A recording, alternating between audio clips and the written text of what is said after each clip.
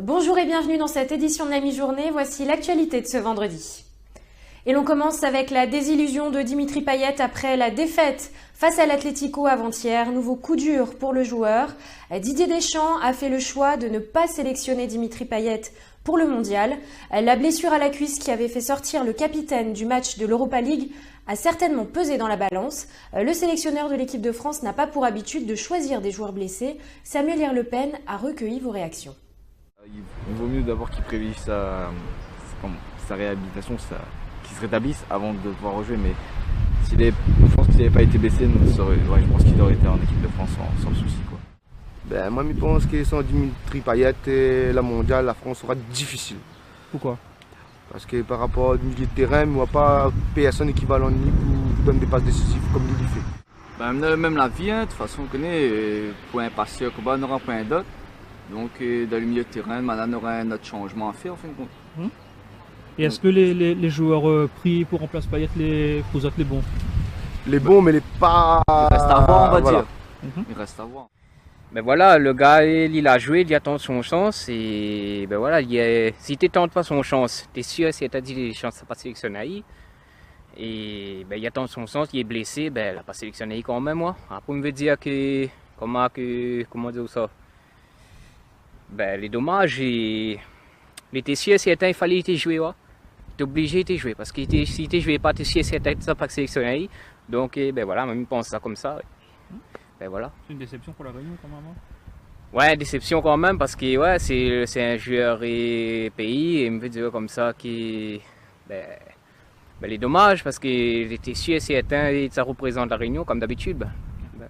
Il a sa place. Même blessé? Non, non, même blessé, il est en forme. Il fait un soin à la clinique comme Neymar. Après, il sera au top après. Le manque d'effectifs inquiète les agents pénitentiaires. Des départs en retraite non remplacés vont entraîner une baisse d'effectifs. Les agents pourront-ils assurer la sécurité dans les prisons? Le point au micro de Ludovic Grondin. La principale revendication de Force ouvrière à l'heure actuelle, c'est le manque d'effectifs que va subir notre administration au 1er décembre 2018, c'est-à-dire 45 agents en retraite et on ne sait pas si à l'heure actuelle ils vont être remplacés. Ça posera un gros problème dans les centres, un problème de sécurité, un problème de fonction aussi, dans la mesure où il faudra suivre, on ne pourra plus suivre l'institution, appliquer les mesures et suivre au quotidien les détenus. Avec 45 personnels en moins, imaginez-vous ce que ça peut faire. Depuis 2 ans déjà, nous on ne fait qu'alerter, sauf qu'actuellement on s'aperçoit que personne ne prend conscience de ce qui risque d'arriver au sein de notre administration sur le plan local. On alerte aussi, on profite de ce moment pour alerter aussi nos députés, nos politiques, et leur dire que voilà, c'est vraiment une situation de crise que n'a jamais connue la Réunion à l'heure actuelle. Les pompiers aussi exigent la révision de l'indexation sur leurs primes. Dernièrement, cette indexation avait été retirée et cette décision avait été acceptée. Revirement après la grogne du personnel hospitalier. Les agents du SDIS prévoient de se mettre en grève pour revenir sur cette décision.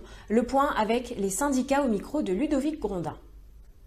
On reste vigilant parce que il n'y a pas de deux poids deux mesures, il n'y a pas de deux types de fonctions publiques. Les hospitaliers, les territoriaux, nous on est là, on l'a perdu, on n'a rien crié. Il faut savoir quand même qu'en 2013 on n'a rien dit. On n'a pas pointé du doigt nos collègues, on l'a pas fait l'autre fois. On a subi. Et là aujourd'hui, les hospitaliers subissent à nouveau. Et donc nous, si jamais ils ont gain de cause, c'est tout à fait normal qu'on va demander des comptes. On n'est pas les risés de la fonction publique. Si tout le monde perd, on perd, d'accord, pas de problème, c'est déjà le cas. Mais si tout le monde maintient cette prime, nous on va redemander notre prime. C'est tout à fait normal. Le professeur d'EPS accusé d'attouchement sexuel au collège Sainte-Geneviève à Saint-André a finalement été relaxé par le tribunal de Champfleury. 5 élèves l'avaient accusé d'attouchement. 4 d'entre elles étaient en classe de 6e et avaient 11 ans au moment des faits. Dans l'enseignement depuis 9 ans, cet homme de 37 ans a plaidé que les manipulations avaient pour but de sécuriser les enfants. Il a donc été relaxé. Un quinquagénaire a fait une chute mortelle hier soir vers 18 h depuis le 3e étage d'un immeuble situé dans le bas de la rivière à Saint-Denis. Accident, suicide ou piste criminelle, les circonstances restent à déterminer. Une enquête a été ouverte. C'est la fin de ce journal, on se retrouve ce soir à 18 h.